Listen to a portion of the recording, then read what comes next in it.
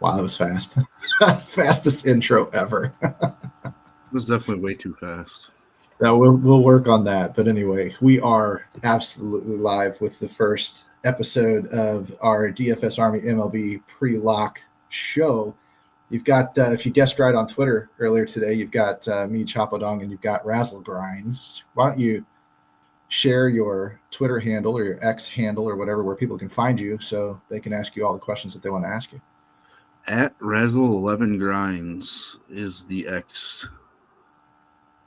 Very cool. I'm at Chapadong1. Long story short, I got hacked 6 months ago and had to start over. So I am Chapadong1 instead of just regular Chapadong. But anybody that knows us inside DFS Army, we are a couple of the baseball guys. We've got other guys on staff that are coaches and contributors as well. And you'll see some of them rotate through when Razzle and I can't make it for a given day. But right now, what are we planning on? Monday, Tuesday, Wednesday, Friday? Is that right?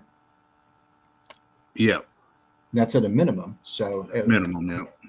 Based on feedback, based on quality of production or excitement or winning track record. Everybody likes transparency. You guys let us know. Let us know what you want to see. If you want to see us more often, if you don't tell me if you want to see us less often. I don't want that feedback. I can't handle it. But Razzle probably can. And we're going to dive in today. We're going to go game by game. And I know I'm going to focus on you for pitching and such because you've got your video up, which we should probably link in the comments here at some point. Let me see if I can find that. While if you want me to pull up. So what do you want me to pull up on the screen? I'm sharing my screen. What do you want me to pull up to show people either the slate or where would you start? I mean, I would just go with the DS, I guess, because we can just kind of go game by game based on that. Check that out. I have to log in. No. That is awesome. I have to log in. My computer does weird stuff. Like every time I close or close out or it goes into hibernation mode or whatever, it literally clears my cache. I set a setting. I'm not a teenager. I don't know what I did. I just know that that's what it does. So I log into everything like constantly. You want to default to DraftKings, right?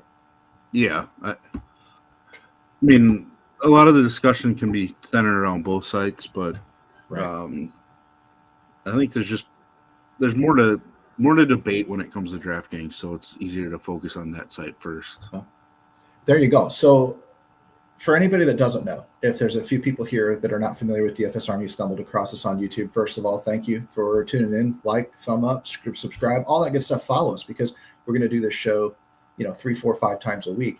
You're looking at our Domination Station Optimizer. This tool is an absolute beast with a lot of customizable features to it in terms of adding stacking, adding player rules, adjusting projections, ownership projections, all that good stuff to build highly correlated lineups, which in MLB is absolutely critical if you want to, win tournaments or play on a competitive level.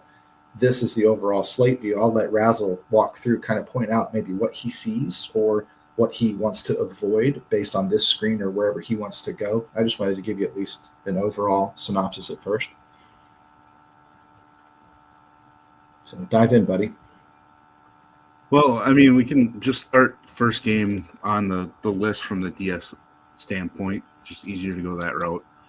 I mean, Kansas City, Tampa Bay, not the most exciting game, other than the fact that it's in Tampa Bay, the warmest environment from a hitting standpoint. Winds blowing in just 10 miles an hour, so it's not all that great, but obviously we targeted offense in this park to begin the season. I think as the games went on, Tampa Bay's offense cooled off a little bit at home. I think I saw they had played 19 home games, hit 19 home runs. I think earlier they were more than a home run per game at home. I don't really think it's a game that I want to target offensively. I do have a little interest in Taj Bradley from the Tampa Bay side. It's tough to get behind, since Kansas City's not a huge strikeout team. In fact, they've struck out as a team just 37 times over the last week.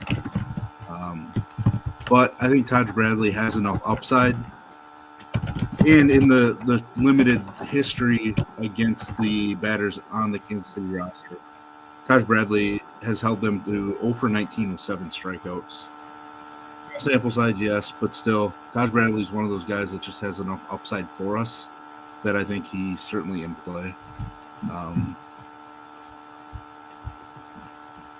Do you go through anything? I think people are going to use.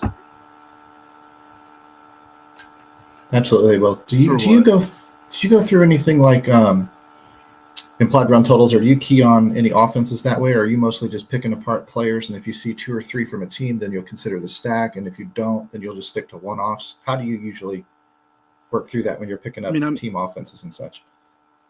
I'm looking at some implied run totals. I'm looking at some history between the two, or starting pitcher history against that team. BVP always comes into play for me. I just try to take into account all of it. Kind of a holistic view is what I'm hearing. Kind of a helicopter view, looking kind of game environment, A, B, C, D. I like it. I don't like it. Yeah, I mean, I'm looking for reasons to play bats. So if there's a couple of reasons that pop out, then they're going to be in my pool. And then it's just a matter of trying to rank how I feel. And where would you call it? I mean, this is game 1, of course, but where would you put this one? Because, I mean, I'm personally not – I like to narrow things down. Like, are you a guy that takes exposures to everybody and kind of spreads them out among 150 to 300 lineups or something crazy like that? Or do you focus on – I'll spread mini stacks amongst everybody, but main stacks, no. I'm pretty much going to go 10 to 12 teams as a main stack across – 300, 450 lineups, whatever I end up with tonight. But yeah, I'm generally going to play everybody in a way, one way or another.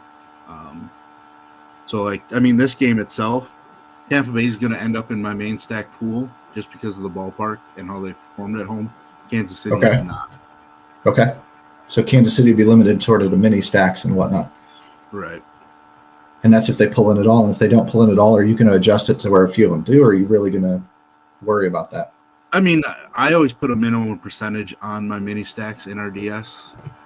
So the stack 2 side, I always have every team on the slate's going to be stacked in at least, I would say 6 lineups in my runs.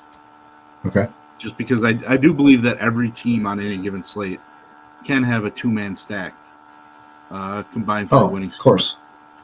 Of course. Now, I know other people like to take those numbers, like to massage them and get, vary the combos. I know we've talked about this before where, you don't want Kansas City just lined up with so-and-so. If you get some run of 100 lineups where they're in 40 combinations with the same team, you're going to play with those lineups and kind of massage and spread out. What I want to tell anybody listening right now is that's what you need DFS Army coaching for, because we're never going to have the time to dig into something like that on a show like this. But we do talk about it inside the Discord rooms and things like that. So it's always something to keep in mind. You can see scrolling across the bottom there, the coupon code MLB Live for 10% off single sport like MLB only or VIP or Core 4, whatever it is that you choose to become a member if you're not already a member. And if you're already a member, you know the deal. So mini stacks for Kansas City, main stacks for Tampa Bay. I kind of like that idea of delineating kind of how you're going to feel about a certain team. I think that helps me. That helps other people as we kind of walk through the slate. You would say, oh, yeah, that's main stack team, or, oh, that's just mini stacks only.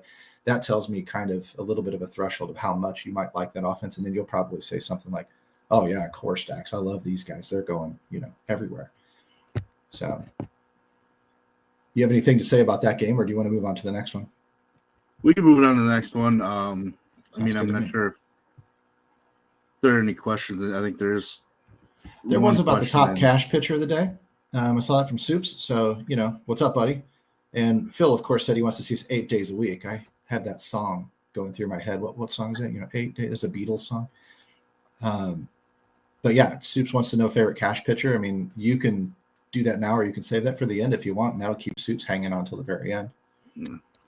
I mean, I'm not really a huge cash guy, but I think to me the obvious catch pitcher is Freddie Peralta, just taking on the White Sox.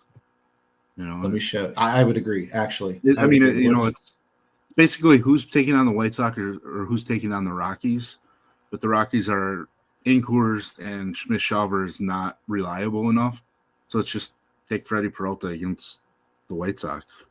Don't overthink it. Amen to that.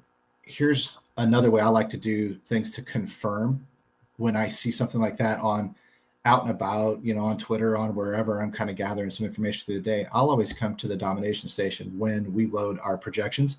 I'll click to the pitching tab here, sort by projected ownership vertically. Bang, DeGrom. That's interesting. DeGrom's the chalk pitcher. Bryce Miller, Freddie Peralta's third. I like to look for these breakpoints personally.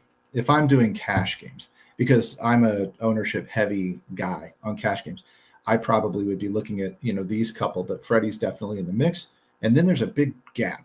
It drops off from 25% projected to 14%. Those other guys, they're all dead to me. Like, to me, they're not cash viable. They're tournament options, but they're not. Your cash, your two of your three cash pitchers need to probably be those top three. That's just a simple way for me to do it. You may have other ways, but if you're not playing cash, then obviously that's not your focus. No, I mean, if I do play cash, I'm personally not looking at ownership numbers. I'm just literally relying on my research and just which guy or two guys are in the best spots. Fair enough. For free show purposes, maybe someday I'll go through my little cash game setup, 55, 60% frequency. It hits the cash lines, and I don't do a lot of research to do it. I just set a high bar. Let everybody else, all the $1 and $2 players, try to jump over that. And some good days, some bad days, some good weeks, some bad weeks. But at the end of the year, we're always there. We're always profitable. So it works out really well. Next game is, where are we? Boston, Toronto. What do you like or what don't you like from there? I like Garrett Crochet on the Boston side. The issue I have is that Toronto's not a huge strikeout team. Obviously Crochet in general should be somewhat matchup proof. But his second lowest strikeout performance of the year came against this Toronto squad. Certainly a viable GPP pay-up option. But again, he's more expensive than Freddie Peralta. So I'm just going to prefer Peralta. But we know that Crochet definitely can go out there and strike out 10. And it wouldn't be shocking at all. Mm-hmm. I normally like Bowden Francis a little bit, and the Boston roster is just 3 for 29 with 11 strikeouts against him. But he has had some troubles with left-handed bats so far this year. So I think Boston's offense is going to be somewhat popular. They're going to be kind of middle of the pack for me when it comes to stacking, but I will be stacking Boston and not stacking Toronto. Jarren Duran kind of grades out for me as one of the top bats overall on the slate. So one guy that I'm focusing for sure to get overweight on would be Duran in this game.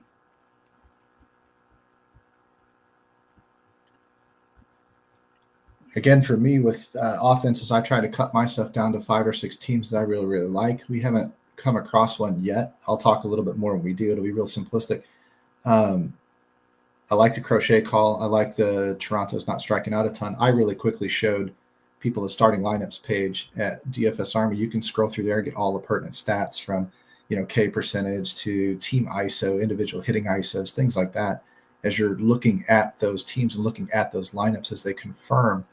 And you can really start to target, like you pointed out, I showed briefly, you pointed out Boston, they have a lot of ISO, a lot of power in that lineup. So I like your call of Duran. Yeah, I wish Devers was in a bit better form. Obviously, Absolutely. His power plays no matter what. But, a Duran Devers mini stack really stands out. So I probably will end up overweight on them as a 2-man stack as well, even though they are in my main stack pool. I just really like a mini stack for them, just because I do think Francis is better than what the general public thinks about him as a pitcher. It's interesting. Another thing that I like to do for people that like to play around numbers is sort through Domination Station or somewhere else. And I'm looking for fantasy points per dollar. When you said Jarren Duran, I wondered if he was either expensive or if he was projecting high or what the deal was. And you can find that really quickly with this fantasy points per dollar number. A lot of these guys that come off a little bit more of a green shade than the others will really point out an underpriced player for his projections. And these are guys that you can key on in your stacks. If you are only building a couple of guys out of Boston, you probably focus your main stacks elsewhere. Keep those guys more to your mini stacks. But if you're looking at, somebody like, I don't know, in the 5-hole Abreu, you might not include him as much with the lower projection for the price. I know you don't trust MLB projections maybe as much as I do, so you probably would mix and match and play. But I would take that guy right there and say something's up today, and I might even discourage him from pulling into my stacks. But those are the nuances between how you might play versus how I might play. Yeah, I mean, I definitely hate projections for MLB. I know you do. There's so many projection places now are relying only on 2025 data, and we're a month in. It's like, right. So if you're getting projections based off of only that, I think you're doing a disservice a little bit, especially because like Abreu for one has been one of Boston's better hitters for much of the season. So like seeing his projection being lower point per dollar wise, I know he's probably a little pricier than you would think. He's one that we just have to bump up. You can do that. I just hate point per dollar plays anyways, because the guys that are going to pop at high point per dollars are guys that don't really have the same kind of ceiling. The reason that they're popping is because all it takes is a single and a run scored, and they're 2x plus. So now you add in a single, an RBI, and a run, and now they're 3x. For sure. But we get a bunch of guys that just go for, a single RBI and a run is 7 DK points. Get a bunch of guys that go for 7 DK points. That it's not really getting us anywhere. Is there any? We probably ought to just keep plowing through these games. Is there anybody else that you want to talk about in Boston or Toronto, or we want to move on? We can move on. Okay, because this is a game I'm actually a little bit more excited about with Arizona and the Mets. Both teams offensively are producing. I mean, what did the Mets score, like 19 runs, or some crazy number? And you talked about if you could get Devers going. My gosh, if you could get Juan Soto going, that'd be great too. But in this game, the pitching staffs are allowing a little bit of production against. I think this is a game we could actually game stack if you're playing just even single entry type of stuff tonight, not guaranteed fireworks, but I think this is a game that could slide a little bit under the radar in terms of firework potential. Do you see similar, or are you going a completely different direction? I mean, I could definitely see game stacking it.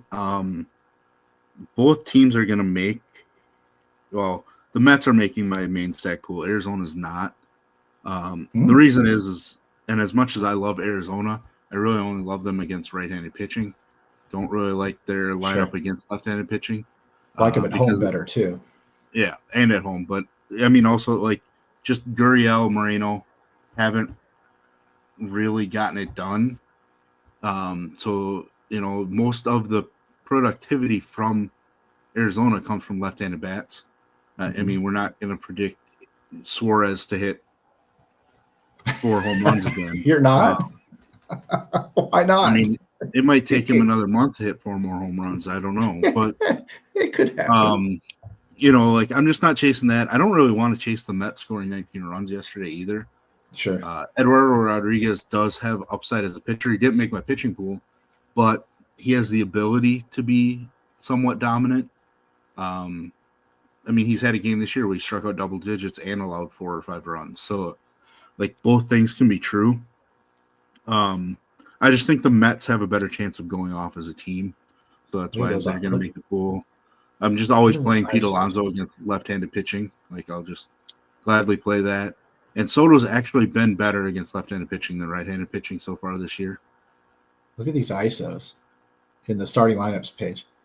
They're all over 200. Like the top 5 of the top 6 guys are all over 500. I mean, if you ran yourself a little, like almost a one gap stack and just left Gurriel Jr. out of there. Not Gurriel. Where is it? Marte. It's starting Marte. Okay. I was looking all the way over to the left. I'm used to scrolling across the entire Excel spreadsheet, but Marte, God, how old is that guy? Not as old as you'd think. He's been around a long time. Yeah, he definitely has been. Anything you like out of Milwaukee and Chicago? I mean, the Milwaukee side, like, we're just never really going to talk about the Chicago side pretty much ever.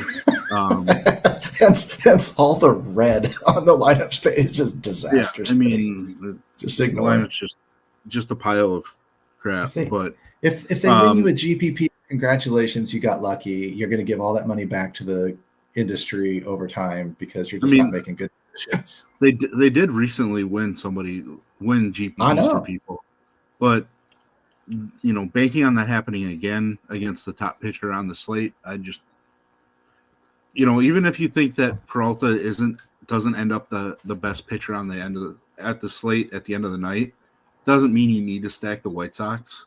Right. Like, it just means that the White Sox put up 2 or 3 runs off of him somehow. But yeah, I mean, the Brewers side, obviously Peralta, Churrio's my top bat on the entire slate. They're going with an opener and then following with Bryce Wilson, I believe. Bryce Wilson's been a reverse splits guy in the major leagues. He's a former Brewer as well. So I definitely am on Churrio, Hoskins, Contreras, and then adding in like Yelich and Turang from the left side just to complete a stack. They're very close to being one of my favorite stacks on the entire slate, but they're going to fall behind the Braves and the Mariners at this point. Okay. Which sounds like a targeting Chicago strategy with them being one of your favorite stacks. Yeah. And they're obviously a big stack, not a mini stack. They're a all format, all field, format, all the way. Yeah. Oakland and Texas. This is a game that I expected more runs last night, and we got a low-scoring ball game. Sounds like the world is on DeGrom, who hasn't. I mean, he's been strong, but he hasn't Jacob DeGrom of previous years. Right. It surprised me, actually. When you called Freddie Peralta, I totally saw it. And then when I looked and saw that DeGrom had so much more ownership, I kind of scratched my head too. It's like, okay. Because you're saving a bunch of money and people. I mean, and like we've got DeGrom's props slate, right, and DeGrom's props for the slate or for tonight are pretty strong. Like the third best K prop, he's the second most likely to earn the W from the starting pitcher spot.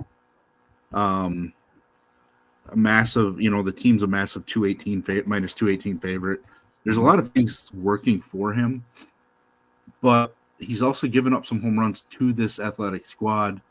We do know that they can hit home runs. I just don't know that I want to be as heavy on him as everybody else is.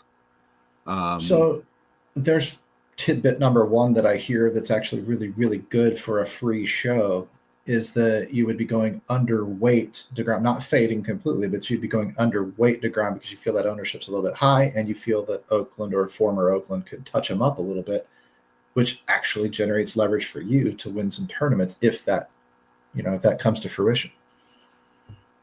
Yeah, that's pretty much it. It's like, I think I wrote in my notes that I was actually planning to go underweight on him just because, the last update I thought was like nearly 40% owned Jacob DeGrom, 38% owned or something.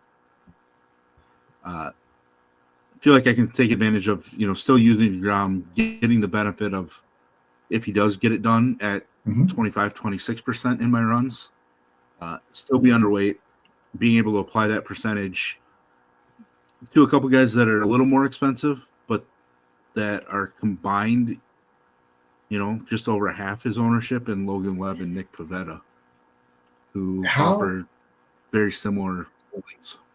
So would Oakland be, or I'm calling them Oakland, would they be a mini stack only for you, or would you full stack them in some lineups? I'm gonna full stack them. They're kind of a bottom tier, kind of one of the last couple teams into my full stack pool. There's just so much home run power, extra base hits, etc. in that lineup that if DeGrom isn't, sharp, they can take advantage of it. Plus, the Texas bullpen overall is pretty weak too. Right. I was going to actually target that as well. So you got it. Good. The top 6 ISOs in that lineup, I mean, pretty big numbers. Again, bright green on our lineups page. So the stat is there. It backs it up.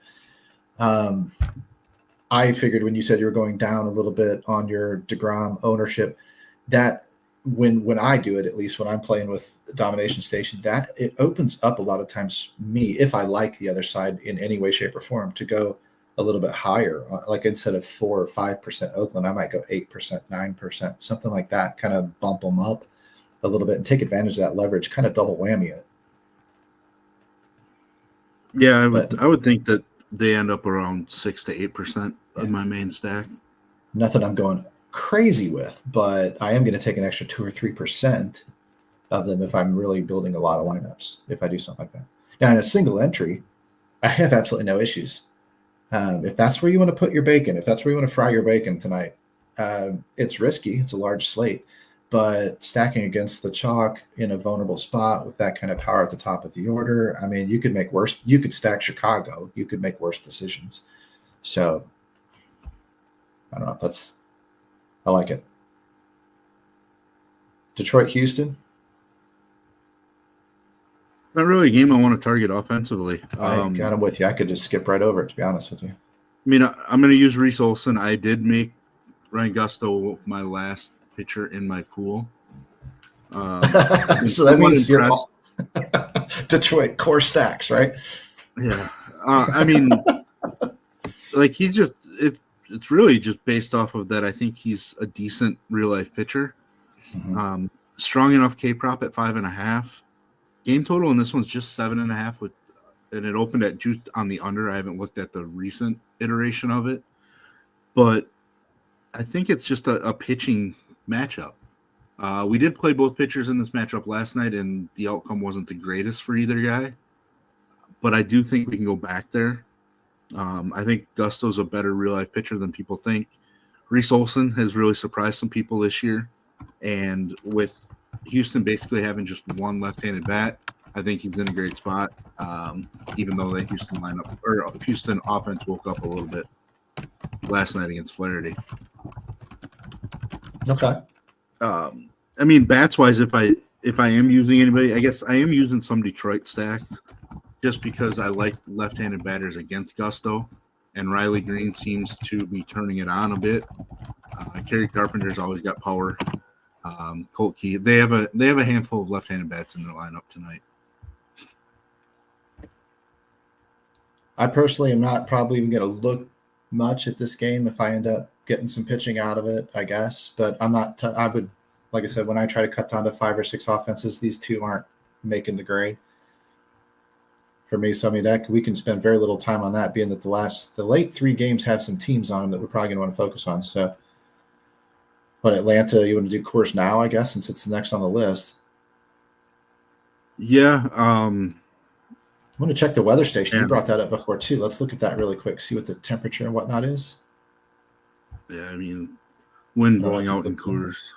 I mean, that is what it is, right? Yeah, I believe that stadium out to isn't all that receptive to wind. But obviously, it's just always great hitting environment. Anyways, last night I was pretty underweight in Coors. Hitter rating 9. So, I mean, you got your top game on the slate for hitting environment. Obviously, it's Coors. Temperature in the 60s, at least it's not in the 40s. You got the wind blowing out. That's going to help it. It's a pretty good Coors slate. A lot of times on your bigger slates, I mean, your cash games, you're going to want to look at the ownership in Atlanta and things like that, obviously, to see how strong the herd might be headed for a game like that. In your GPPs, you can either go with them or go against them. It sounds like you are going to be very heavy on Atlanta tonight in those GPPs, right? I am going to be heavy on Atlanta. Ramon Marquez hasn't looked great. plenty of base runners, that sort of thing. I do wish that Atlanta would have struggled a little bit yesterday. It would have made the spot a little easier to get to because I think the ownership would be down slightly. But I'm going to go to Atlanta. They unfortunately ended up as my top stack or my second favorite. I have to look at the notes. I might have put them second. I did, behind Seattle, just basically for ownership reasons, I guess. But they're both top tier stacks for me. Yeah. Don't really have to talk about them much. I mean, Verdugo is probably too cheap the way that he's swinging it leading off. And then obviously Olsen, Riley, Ozuna, their power. Michael Harris. It's a lot to like. Sean Murphy I think the catcher position's better tonight than it is on most nights. But Sean Murphy still plenty of power upside. One of the things I'll quickly show too is our leverage stacks tool. I mean, if you just got a litany of tools, all these tabs, and I'm going to share something after we cover this game too with people too, so that they don't run out and just get Coors and go. But when you look at this leverage stacks tool, obviously Atlanta's the highest owned team stack, team ownership, and then just really sharp drop off. And it's just a typical Coors slate. What a lot of people are picking up on Colorado as well too, cheap and at home, and more likely to outperform maybe some of their projections than usual in the hitting environment. But Milwaukee's up there. That was another one that you pegged. It seems like a lot of people are on similar. Texas is even there. That gets me back down. Golly, I know Arizona may not be the greatest, but New York and Arizona with their production, I don't know. I'm weird. Sometimes my stuff kind of gets way off the rails, but that's when it works well. You're definitely up here in the top 5 or 6 with the guys that you're targeting. So everybody's thinking like Rousel today. I don't know if you like that or not. I don't necessarily want to be chalky, but right. It's just kind of the way that I ended up seeing the slate the same way. Yeah. Seems like everybody else did too. Which is frustrating, but we can live with it. I mean, you want to be different, bump Colorado up even higher. Smith-Shawver's been more of a reverse splits guy at the major league level. So, like, Goodman is swinging it really well. Jordan Beck's been on fire. Those two with, Kyle Farmer, who had been decent. And then Doyle should break out at some point. All of a sudden, you get a strong 4 or 5 man right-handed bat stack from Colorado. Being on the lower O side of that game certainly can pay off.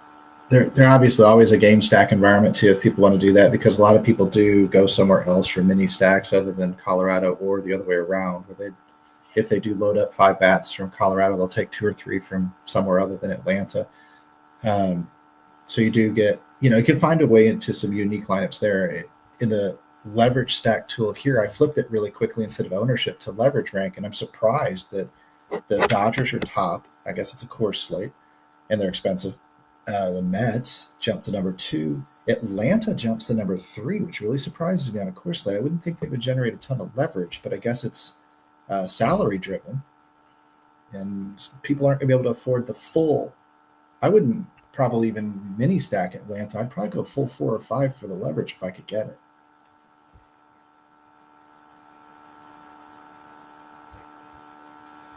Let's see.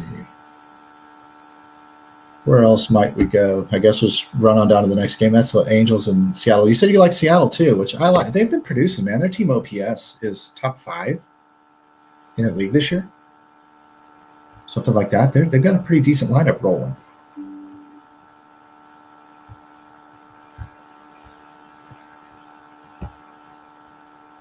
Did I lose you?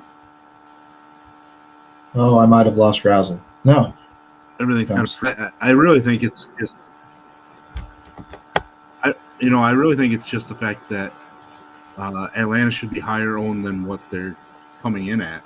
Really, that's a good sign. Leverage tool. I think it's just such a great spot that sometimes the leverage is going heavy. Everybody just thinks automatically leverage is fading it. To me, I think, especially with my starting pitching, I think my leverage comes in going overweight on the guys that I want. So there are a couple ways to look at it. Yeah, I like the idea that if if they're generating the leverage a little bit, they should be a little bit higher owned than they are. And you're on them, and they're in Coors, and I just all green light, check, check. We used to do box checkers for NFL. Check, check, check, check, check the boxes. Pretty Yeah, easy decision there as well. Anything for our Angels and Mariners? I know you like the Mariners. Actually, both teams are producing. I definitely think I would be on the just major. I mean, Kachanowicz just isn't a very strong starting pitcher, so it becomes easier to be on the Mariners. Plus, like the Mariners have just been hitting a ton of home runs, especially some of their left-handed bats. I do have a little bit of worry of Rowdy Tellez. He did take a pitch to his pinky or his ring finger, and he was definitely in some pain, noticeably. Ran the bases, but then came out before his next at bat on Sunday, I believe it was. He is in the lineup, so I still just have this worry about him being scratched for whatever reason. But I mean, Polanco, Raleigh, even J.P. Crawford is going to be one of my favorite bats on this slate from this team. And I mean, Bryce Miller is going to be a favorite pitcher. I think we have him as the second highest owned. Yeah. Some K upside. I mean, he's not a super sharp pitcher in his own right. So I can see the Angels scoring a couple runs. I mean, Trout's always dangerous. Taylor Ward's hit Bryce Miller pretty well previously. But, I mean, Miller should be in a good spot. I mean, he's tied with Freddie Peralta with the best K prop on the slate. So, makes a ton of sense. Number? Do you know the number by chance? 6.5 and is juice to the over. At least that opened when I made my video this morning. Now, you kind of think your video or your sound had kind of frozen there for a little bit. The Mariners are a top 5 OPS team across all of MLB at this point in the season too. So that's something to take note of as to why you like them as well. And like you said, there's a lot of power in that lineup. Yeah, and I believe they even started the first week of the season struggling. So like if you take that out, like they've been even better. Yep. Over the last few weeks. And they've actually been performing at home as well, where normally this is a pitcher's ballpark. Correct. And by the end of the year, we'd still expect it to be more of a pitcher's park, but they're performing at home. Home runs are happening, and we need those.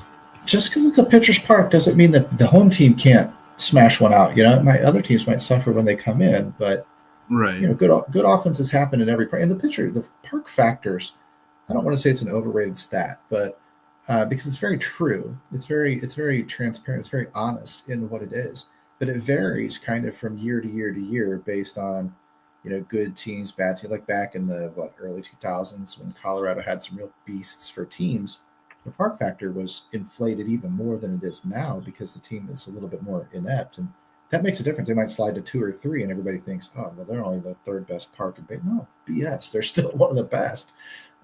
It's just if I put the bad news bears in there, they're not going to show up very well as a park factor if the rankings come out through the end of the year. It's kind of a fluctuating number, I should say. So I would suggest I would assume Seattle will perform better this year than their historical park ranking would factor in. Yeah, I think there's really only 3 parks that provide noticeable factors that we should pay attention to no matter who's there. One of those parks being Wrigley because of the wind, right? Like that one's just affected by weather more than any place else. Amen. Second one being Coors just because like the park factor itself has shown every single year. Like even if the Colorado team themselves isn't as strong, the opponents are still coming in and hitting home runs too. And the other ballpark is in San Francisco. That ballpark pitching side is just such a great pitching park, especially at night. During the day, those West Coast parks play a little smaller. The ball does carry a bit more during the day, but at night in San Francisco, you'll always see that our weather station says that the wind's blowing out in San Francisco at night, but yet it has zero effect on runs being scored. It's just such a great park, and that's the one that I will always just automatically default to pitchers. whenever I get a chance. I love getaway day, Saturday, Sunday baseball games out there on the West Coast. Padres, Giants, LA Dodgers. To an extent, the ball tends to fly a little better during the day, like you said. Marine layer is not in effect in the evenings, like it usually is, and those become some sneaky stacks sometimes when teams face a bad pitcher out there. But that's a deeper dive type of nuanced deal. Last game, Giants, Padres. I'll let you take the lead on that one. I like the Padres offense overall. They'd be a team that I might like, but I don't know if I'd really be on them tonight, per se. I mean, I don't really think anybody should be on either offense, stack-wise. Webb and Pivetta, best pitching matchup of the night. Mm-hmm. Lowest game total on the entire slate at 6.5. Mm-hmm. At least that's what it opened at, with juice on the over. Both pitchers with K-props of 5.5. Pivetta's juiced to the over, so a little better spot. Webb has been phenomenal. San Diego's offense normally hadn't been striking out, and they do get Arias back, who is nearly impossible to strike out. But over the last week to 10 days, San Diego's offense has been striking out more. So there is upside with Webb. Webb is projected to be higher owned, I think, slightly, or they're very similar. San Francisco was favored when I did my video this morning. I like Pivetta more than Webb. Pivetta at home, I just like his K upside.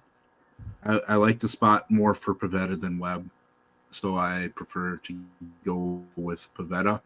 But both guys are going to get a bump in ownership for me as I take some away from DeGrom compared to where the field is at, because both guys are more expensive than DeGrom. Pitchers, yes. Bats, no. Am I missing something? The Dodgers and Marlins are not. Yeah, that should on our lineups page, but they should be on the slate. Yeah. Yeah, that should be the last game. Yeah, we can just wing them from here. I mean, I'm going to say Dodgers, yes. I didn't see a declared starting pitcher though. Did you? Dodgers are going with a bullpen game. Okay. Dodgers do have an elite bullpen.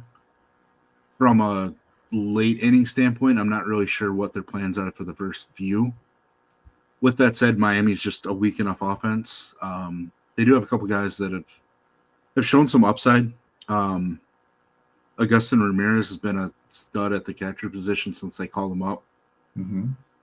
He's the one that the Marlins got from the Yankees in the Jazz Chisholm trade last year. Great bat, a ton of bat speed, ton of power. But I generally don't like taking stacks against the bullpen game, because the manager gets to dictate the matchups far more that way. So a lot of times we're going to get guys in negative platoon situations because of the constant movement. Mm-hmm. So it's just not something I like to do.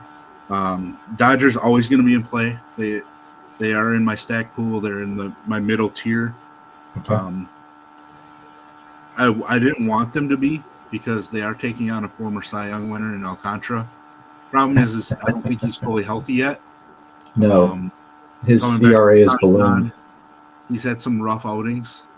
He's shown for a few inning stretches in most of the outings his dominant self, but then he just kind of falls apart, kind of hits a wall, etc.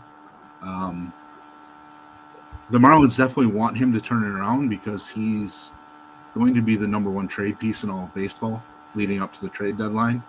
So they do want him showcasing his upside as a starting pitcher.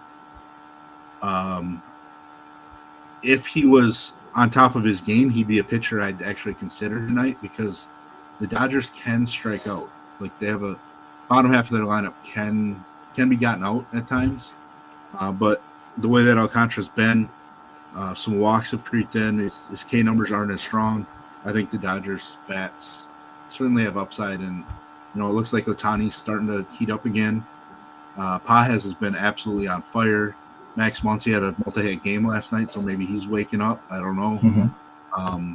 Betts and Freeman have been struggling a little bit, but Teoscar's been carrying it offensively as well. Just a super dangerous matchup. They're so deep. Right.